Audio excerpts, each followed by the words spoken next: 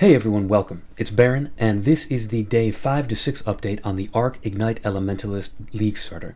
I've made my swap to Chaos Inoculation, I'm running tier 16 maps pretty comfortably, and I'm finalizing my gear to make the next major changeover that the build requires. I've got some footage of those tier 16 maps going in the background now while I talk, and I'm going to go through some answers to the most common questions I've been getting about the build and my progress with it. So in order, I will run through how's the build doing, and how have the patch note changes impacted us? What have I done to it so far? How much have I spent and on what? If you are running the build yourself and low on damage, what should you do to improve it? What am I doing with the build next? And then just what map mods can the build do, and closing out with what can or should you farm with this build? What about before you can comfortably run tier 16s with added content the way I'm doing now? Well, starting off with the general stuff, how's the build doing? As you can see, at this point, I'm doing just fine, but admittedly, there was a lull in the damage of the build for a certain chunk of time, and I think a lot of people who I've been talking to on the Discord are feeling that as well, so you're in good company if you've kind of reached mid to late tier maps and you're starting to feel a bit of a decline. You know, we knew we would feel some hurt from the loss of damage on the Shaper of Flames Ascendancy, and we did so right on schedule. That original build that I designed last league, it started taking advantage of the old version of Shaper of Flames right when we picked up our cheap Call of the Brotherhood rings around the time, we're in yellow maps, maybe early red, so that we can start converting our lightning damage to cold and then on to fire. That was the central gimmick of how we used to take advantage of Shaper of Flames. But that bonus for dealing mostly fire damage is now gone. And unfortunately, as anticipated, our DPS at that stage is noticeably lower, and that's kind of when you wanted that boost the most from Shaper of Flames. You're still pretty weak at most other aspects of your build, and you're kind of leaning on that Ascendancy power in that late to yellow, early red maps kind of thing. So we've got to get a little creative, both in terms of how we make our currency in mid-tier maps so that we can kind of rocket ourselves higher, and then also just where we're going to get the damage from. Now, luckily, we do have some things going for us. So the Mercenaries are, by and large, very strong for us. The recent patch notes made them a little squishier, and then Grinding Gear Games immediately reverted that when it turned out that Mercenaries were too squishy, so that is good news for us. The Mercenaries can help us make up for a chunk of that lost damage from Shaper of Flames, and it can do so in a variety of ways. Plus, there are other compensatory mechanisms outside the Mercenaries that we can use as well. So let's talk about that. Let's use this as a transition to talk about what exactly I've been doing and how you can use that information to help you if you've been running this as your own build and you're struggling with the damage. What have I been doing? Well, for starters, golems carried me nicely through the campaign, and then I was still very comfortable in white maps with just the golems, Singularity, which is a 1 chaos weapon, and a 4-link for my arc.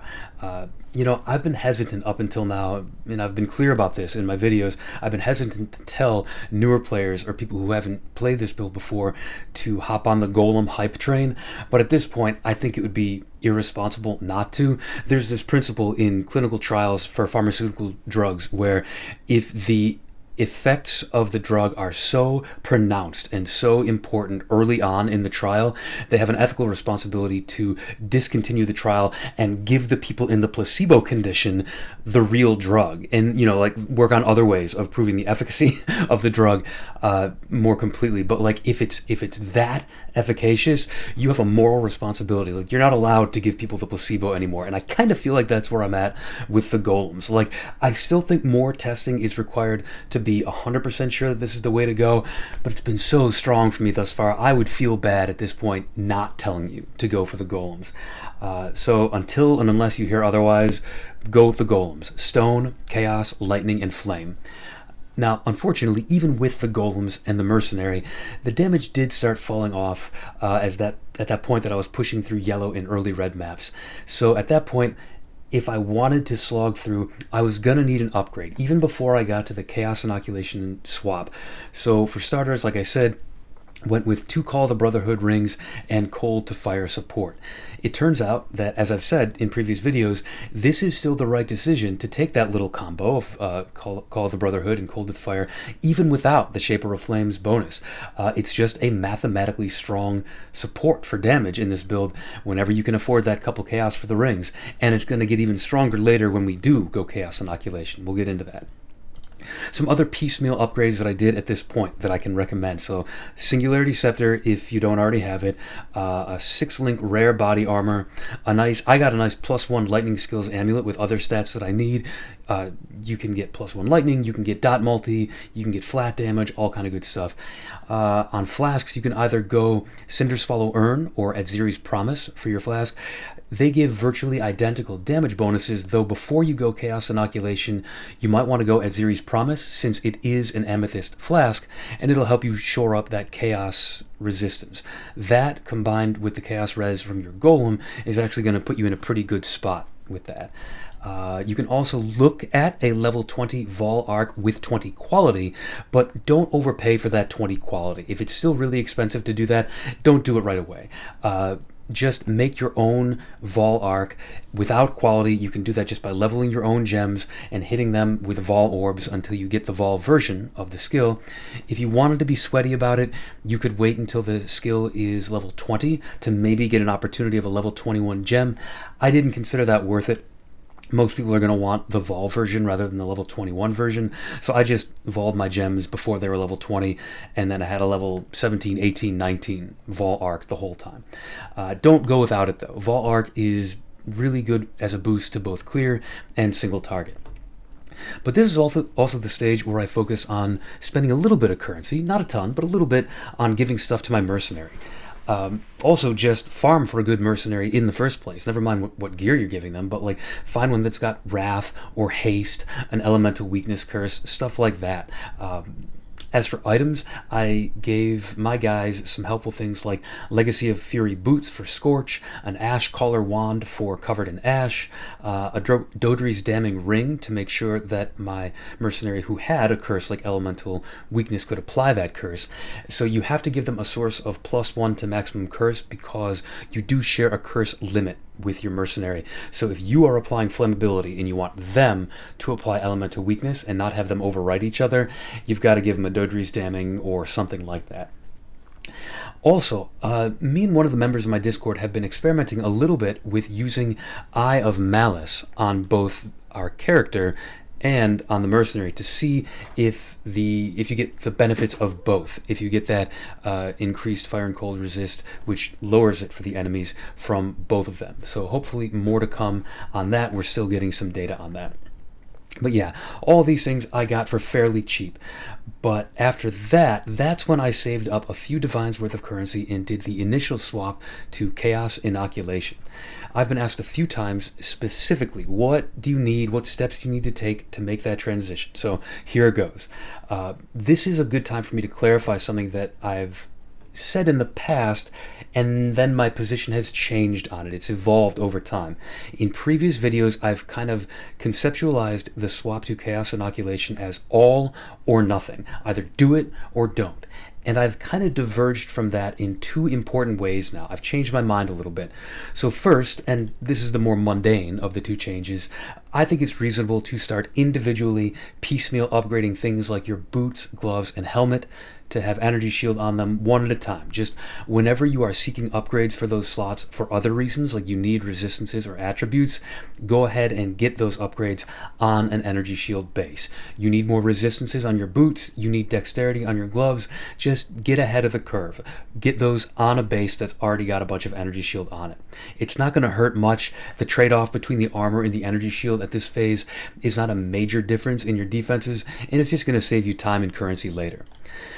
But that's, like I said, the more mundane one. The second one, and this is more important, is I am of the belief that the Chaos Inoculation switch should take place in two major phases or waves, not just one, as I previously described.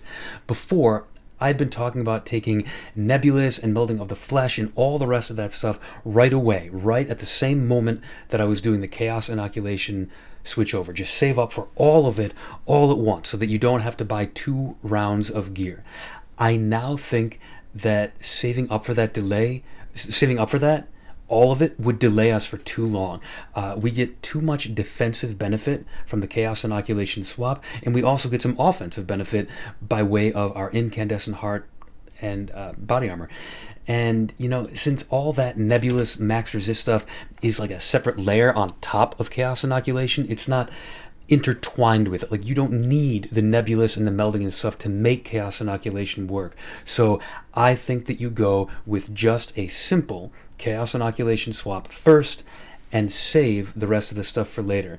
And please let me emphasize here, please do not take the Nebulous Scepter before you are arranging that whole melding of the flesh situation. Nebulous is situationally good. It is not just a strict DPS upgrade. Please be sure to read the item. I'm worried, I've seen a couple people who've gone blindly in, and just because Nebulous was in the endgame version of the build, they thought, oh, I'll just upgrade to that. That's my end game weapon.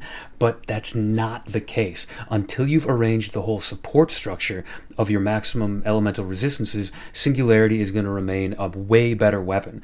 Taking Nebulous early just because it's in the end game setup, like as a metaphor, it's like going out and buying expensive running shoes and then wondering why you're not going any faster. You've got to put in the work behind the scenes to make that upgrade worth it. But mini rant on Nebulous aside, let's talk the general topic of splitting out the swap into these two waves, the early one and the late one. This initial wave should start whenever you've got the currency for it. For me, it was between 3 and 5 divines, I want to say, and also just whenever the defense and damage feel lacking, this is a good way to boost those up. So it's probably going to be around yellow or early red tier maps. That's the time to get this first wave of energy shield gear. By this point, you should have already taken Uber Lab to get Mastermind of Discord. Hopefully you've acquired a pair of Energy Shield gloves to apply exposure with those Eldritch Implicits. You really don't want to be relying for too long on Wave of Conviction to get your exposure, like a separate button click. You really want to be getting it on every single enemy you hit. Now, to fully pull the trigger at this phase, I want you to have Aegis Aurora, rare Energy Shield bases for boots, gloves, and helmet, enough mana reservation efficiency to fit in Discipline and Tempest Shield, and at least a 5-link Incandescent Heart. Though if the price of materials needed to get a 6-link falls at, they keep falling, they've been going down. If they keep going down, you might as well go ahead and get a 6-link at the same time. 5-link is just kind of a stopgap if the 6-link is too expensive. Ultimately, your total energy shield should come out at over 3.5 thousand, and this should be way easier if you're doing the golem setup and you've got that stone golem. It gives you a big defensive boost to both armor and energy shield. But on the topic of that Incandescent Heart, I had been using a rare, cheap 6-link, just random rare gear, but this was actually the bizarre and uncommon circumstance where a unique body armor is so synergistic with a build that taking a 5-link of that body armor was actually better than a 6-link of practically anything else. So to anyone who asks, is it really that important that the build have Incandescent Heart? The answer is a resounding yes. You don't want to take Incandescent Heart early before the Chaos Inoculation swap. That conversion of elemental to chaos damage can get you killed if you take it before you're immune to chaos damage. Obviously, a 6-link Incandescent Heart would be the best option of all, but if you need a cheap option, if the 5-link is still way cheaper than the 6-link, the damage of the 5-link Incandescent Heart is straight up better than a rare 6-link. It's weird, but there. I don't think I've ever had occasion to recommend a 5 over a 6-link before, outside of really niche stuff like double skill setups in the same 6-link, support gems granted by your gear, stuff like that. But anyways, rant over. Incandescent Heart, good. In terms of how to get the mana reservation efficiency to squeeze in Discipline and Tempest Shield, it can depend on circumstances and preference a little bit, but a good start would be either a 2-passive small cluster jewel with uncompromising or mortifying aspect, or else a 3-passive cluster with no notables, just mana res efficiency and 25% increased effect on all nodes. After that, you're either going to need to spend a few more points on a second cluster jewel like the first one, or you could rely on your helmet. Both the rare helmet option and Eye of Malice have ways of helping you here. Depends on your preference. tankiness with a rare helmet, damage with Eye of Malice, but you can get mana res efficiency from them either way. On a rare helmet, you can craft it with Essences of Loathing to get mana res efficiency as a suffix, and you can craft it with Eldritch Ichors to get mana res efficiency as an implicit. And then on the other hand, Eye of Malice can have a corruption on it to have a multiplier of 90%, aka a 0.9 times multiplier, an improvement to the reservation of any socketed auras that you put in your helmet. Either way, whichever way you go, this would be enough to get you over the hump. Alternately, if the price drops far enough, which it hasn't yet, but an Enlightened level 3 could serve you here, or a Charisma anointment on your amulet, there's a lot of options, but you do want to get all that mana reservation efficiency. You want Discipline for the energy shield, and you do want Tempest Shield too, to help you get that max spell block. You are going to have to take Glancing Blows to take full advantage of that, but you've got Aegis Aurora, you're getting a chunk of energy shield on every block, might as well get Tempest Shield and get that max spell block in addition to your max attack block. Little side note there on Glancing Blows though, much like the Nebulous, don't take it early. Don't take Glancing Blows before you've got Aegis. You are going to get yourself killed if you don't have a mechanism of recovering health on block when you're taking 65% damage from blocked hits. If you need to get a Shaper Shield with percent energy shield on block, fine, but Aegis should be cheap enough that you can get one for a Divine or two. But that is only one of the swaps.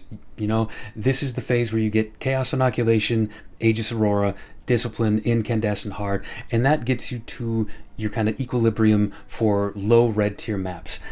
But what about the next phase? That's actually, the next phase is where I'm at right now. I'm gearing up to do the next big changeover. The trigger for me to do that, how did I decide I want to do it? Well, I felt that my DPS is getting low in some of the added content that I've been doing. Blight bosses grind down slow. Some of the endgame memory bosses that we're fighting have been taking a while to grind down, and also my tankiness has felt good but situational. Putting aside enemy mercenaries, obviously those are crazy overtuned, those are their own problem, but even in normal combat, I am mostly tanky, but there are still some things that seem to come out of nowhere and spike me down. I don't get one shot the way I do against a mercenary. That's just its own weird thing. But there are things that, in the wrong circumstance, I can take heavy damage, and I've got to play more cautiously. I want to be tankier, in other words. So that's another part of the trigger for why I'm going to the next stage. Getting that 90% to all maximum elemental resistances, that's going to be a big defensive boost for us, especially with the amount of our incoming physical damage that we're converting to fire, both through our own Shaper of Flames node and our mercenary having a Calm's Binding Belt. And then, of course, you get the, one of our main central offensive gimmicks of the build, having Nebulous give us over 500% increased damage if we have a high amount of overcapped elemental resistances, 88, 90%. This phase is going to be trickier to pull off than the first transition, and it's definitely going to require you to have a thorough plan in Path of Building first. And the main reason for that is that Melting of the Flesh is going to hit us with a big penalty, both to our max resistances, so we've got to overcome that to get to 90, and also to our base resistances. So a lot of gear is going to have to change here. And you also need to fit in even more mana reservation efficiency, even more than before, because we need to squeeze in Purity of Ice now too.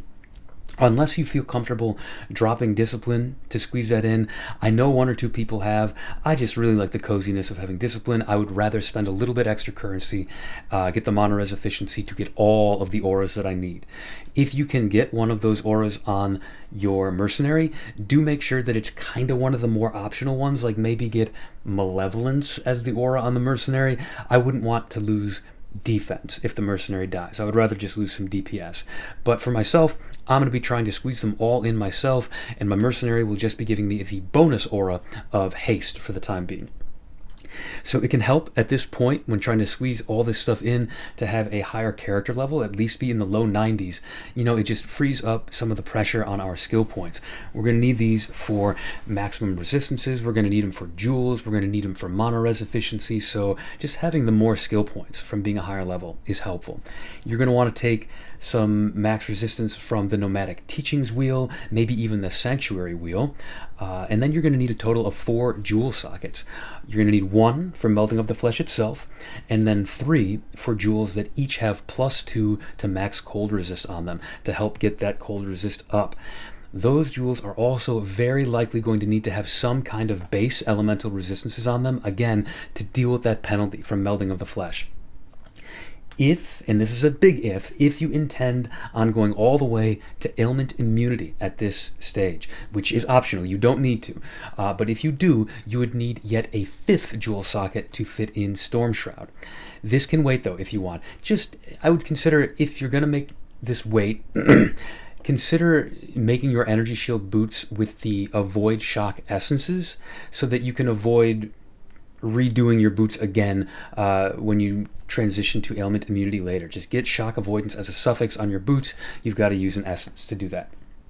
But for the more mandatory jewels, never mind Storm Shroud for now, for the more mandatory ones, the ones that need max cold resistance and some other base resistance, keep in mind 2 important factors here. First, Purity of Ice is not just for max resistances, it is also going to make it easier to gear for base cold resistance. It gives us a big chunk of cold res.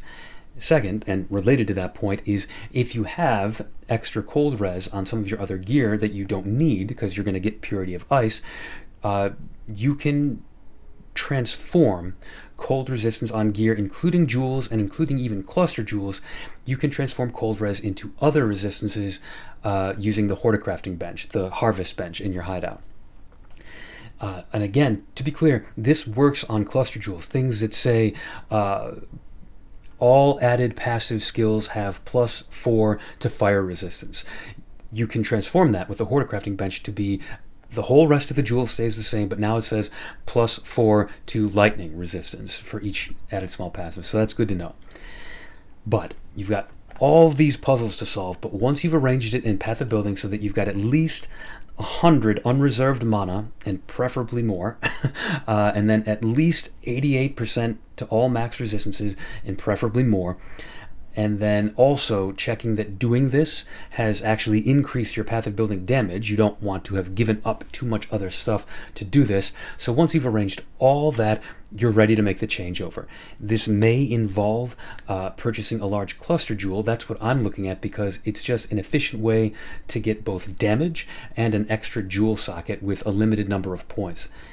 On the topic of those cluster jewels, the most expensive ones that I've been looking at are going to be these ones. They are 8 passives, no more. You don't want to waste points. And they've got Sadist, Doriani's Lesson, and Prismatic Heart. It's important to note that is not the specific combination we want because we care about Doriani's Lesson. We don't. We're not going to take it. Pardon.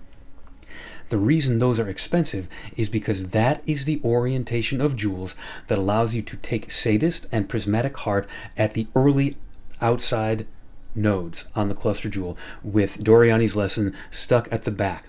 We don't have to waste extra points to get to the one that's stuck at the back. Now this isn't a hard and fast rule, getting a cluster jewel with these exact 3. I always hate to make videos where I say, you must get this cluster jewel. The price of these is already high, and it's going to get higher after I make this video. I know that. If those clusters are 5 div, 6 div, 7 div, don't get those, suck it up. Either suck up the loss of the 2 skill points that you're going to need to take one of them at the back, or just don't get a cluster jewel with those exact 2 good nodes. There are other ones that you can get that are still going to be good damage for your build. Don't delay this changeover trying to save up 8 divines to get this 1 cluster jewel. It's not worth it. But it's just worth noting that the reason that's so much more expensive than the others is because that's the orientation that lets you get the 2 most desirable nodes for this build with the fewest number points spent. Now, we can talk more specifics either about that or about anything else about the changeover, either in the comments or in my Discord if you need any individualized help, but that's just the general idea for what we're trying to do with the nebulous changeover. I'll be ready to show off exactly which items I took to make my changeover when I make the next video. But for now, let's close out this video with some notes on generally what can and should this build do in terms of content. Just basic stuff, map mods first. This is an important question. And I like to divide these up in my head in between definitely don't run these on the one hand and be very cautious with these on the other hand. So for the absolute red flags to roll over, elemental reflect and cannot regen. Don't run them. Now, okay.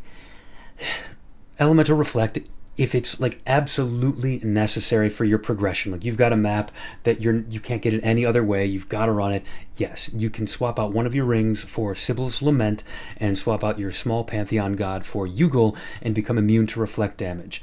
Yes, you can do that in very rare circumstances, but other than that, these are your full roll over these, full stop, do not, do not pass go, do not collect $200, elemental reflect and cannot regen. Don't run them. But then there's also your proceed with caution mods. Things like cannot inflict exposure and enemies have a chance to avoid elemental ailments. Those are very bad for our offense, and the avoid elemental ailments one is going to get worse and worse the more you invest into your endgame Atlas passive tree, because you're probably going to want to take nodes that say increased effect of map modifiers. Those give you more quantity on your map. They also make the effect of avoid elemental ailments more potent. I'm pretty sure you can get that over 100% so that you're just not inflicting ignite at all and the build is effectively bricked. So be cautious with that one, especially if you've got a late endgame Atlas tree. Then for our defense, reduced armor block, minus max resistances, reduced effective non-curse auras, reduced recovery rate, and then just combinations of different stuff, things that might not be scary all on their own, but taken together. So like max res with one or more Fizz as extra Ellie. Those would be bad. Fizz as extra Ellie with enemy critical strike. Elemental weakness, just combos like that. Be aware of too many of those stacking up that can get synergistically bad for you. And then just a super situational one. You've seen, I've had some Blights on screen. Do not run Blights with the cannot reduce monster action speed modifier. You absolutely need to be able to reduce monster action speed in Blight. You are going to brick a Blight if you can't do that. Unless you've got tens of millions of DPS. If you can out DPS the content, fine, fair enough. But we can't at this stage. So that's what you shouldn't run. Now, what kind of type of content should you be running? Well, again, if you've been paying attention, you've probably seen I've been doing a lot of Blight. I've also been doing Harvest, and these mechanics play to the build's natural strengths. Both of them benefit from proliferation. You only have a kind of secondary need to deal single target damage, and the single target damage can be assisted by explosions from your Mercenary. This is as opposed to mechanics that rely on single target for the main thing that you're doing, like Essence, Bestiary, stuff like that. You're hitting heavy targets all the time. You can do those. It's not like the build can't do those. They're just builds that are better suited to those. And we are better suited to something like Blight, where we proliferate our damage outward. Also, Blight and Harvest both have the benefit that they can be run at lower levels. Before you get to this endgame content stuff, if you need that way of getting a little bit of initial currency, you can run these in white and yellow maps and get a little bit of currency for doing so. Yeah, it's less profit per hour, but that's going to be the case with just about anything you run at that phase, so these are good options. Also, while you are doing that early initial investment phase, you can be collecting fuel for the Chaos recipe, especially from Blight. Blight is a great source of fuel for the Chaos recipe. I probably did something like 60 to 80 Chaos worth of recipe before I transitioned out of that. I was making enough money from other stuff at that point. But early on, Chaos recipe is super easy and chill to do if you've got the Chaos recipe enhancer overlay. It is free, it is safe, it is terms of service approved, there's nothing wrong with using it, and it turns the whole Chaos recipe process into a very zen, like it's a few minutes at the end of a farming session. You know, you can liquidate a whole quad tab full of stuff in just a few minutes. It's really no problem. It's not as clunky as people make it out to be. You just want to transition out of it eventually once you're starting to make money from other stuff. You don't want to waste time anymore picking up rare gear. At the start though, it's a good way of getting a few dozen chaos.